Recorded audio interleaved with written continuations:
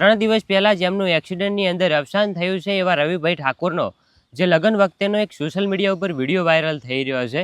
તો હવે સૌથી પહેલાં તમે એ લગ્નની નાનકડી એવી ક્લિપ જુઓ. રવિભાઈ લગ્નમાં આયા, વરરાજા તૈયાર જ છે. હા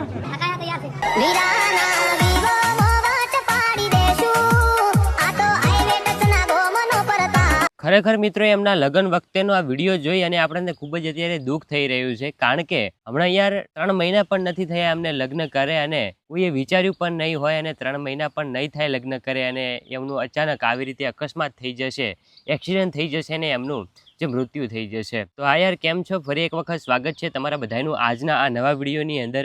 જણાવતા ખૂબ જ દુઃખ થાય છે, કારણ કે આપણા ઠાકોર સમાજના ઘણા બધા યુવાનો અત્યારે એક્સિડન્ટની અંદર જે મૃત્યુ પામી રહ્યા છે. અને હમણાં 3 દિવસ પહેલાં જ જે ભાઈ પાટણ શિહોરી 3 રસ્તા ઉપર જે સાંજેકનો સમય હોય છે, જે આ વ્યક્તિ જે ભાઈ નોકરીએથી એમના ઘરે પરત ફરતા હોય છે અથવા તો જે નોકરીએ જતા હોય છે પાટણની અંદર, તેઓ કોઈક જે કંપનીની અંદર નોકરી કરતા પ્રાઇવેટ કંપનીની અંદર અને ઘરેથી નીકળે છે અને પછી પાટણ શિહોરી જે 3 રસ્તા પડે છે ત્યાં આગળ જે ટ્રકવાળાની હડફેટે આવતા એમનું જે બહુ ભયાનક એ જગ્યાએ અકસ્માત થાય છે, એ જગ્યાએ એમનું અવસાન થઈ જાય છે.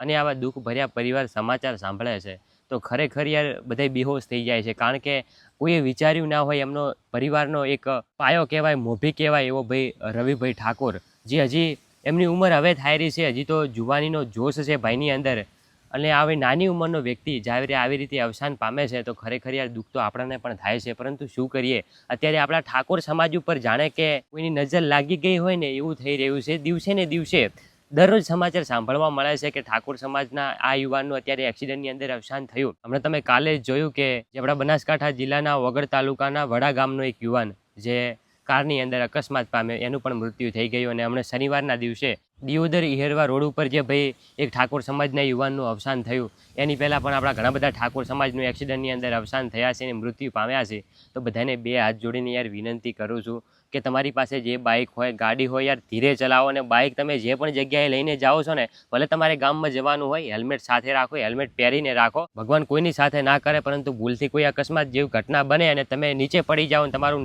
જે માથું છે એ નીચે આવે તો એ હેલ્મેટના કારણે માથું બચી જશે ને તો નુકસાન નહીં થાય, થોડું ઘણું વાગશે ને તો દવા કરાવે પણ મટી જશે, પરંતુ તમારો આની અંદર જીવ બચી જશે. અત્યારે આપણા ઠાકોર સમાજના ઘણા બધા યુવાનોના અવસાન થઈ રહ્યા છે ને અમે આ રવિભાઈ ઠાકોરનું જે અવસાન થયું છે ને એ ખૂબ જ દુઃખદ છે, કારણ કે એમના લગ્ન કરે આ 4થા મહિનાની 24 તારીખે એમના લગ્ન હતા. અને લગ્ન વખતેના અત્યારે જે વિડીયો અને ફોટો વાયરલ થઈ રહ્યા છે ને એ જોઈને ખૂબ જ દુઃખ થાય છે, કારણ કે એમને કેવા સપના જોયા છે, એમના લાઈફ પાર્ટનર સાથે, એમની પત્ની સાથે જીવવાના કેવા સપના જોયા છે, સાથે મળીને ફરશું ને ઘણા બધા એમના સપના એમના સોશિયલ મીડિયા ઉપર વિડીયો પણ અત્યારે આવે છે. દ્વારકાની અંદર તેઓ ગયા હોય છે ને કહેતા હોય છે કે આ વખતે તો હું દ્વારકાની અંદર એકલો આવ્યો છું, પરંતુ ફરી વખત આવીશ ત્યારે હું મારા જે જીવન સાથીને સાથે લઈને આવીશ. પરંતુ એમનું એ પણ સપનું અધૂરું રહી ગયું. તેઓ સોશિયલ મીડિયા એક ક્રિએટર હતા, સારા એવા વિડીયો બનાવતા, અને અત્યારે એ વિડીયો જોઈને ખૂબ જ દુઃખ થાય છે. એમના પરિવારને, એમના સગા સંબંધીને, એમના જીવન સાથીને, જે એમના પત્ની હતા, એમને ભગવાન દુઃખ સહન કરવાની શક્તિ આપે અને આવા કઠિન સમયની અંદર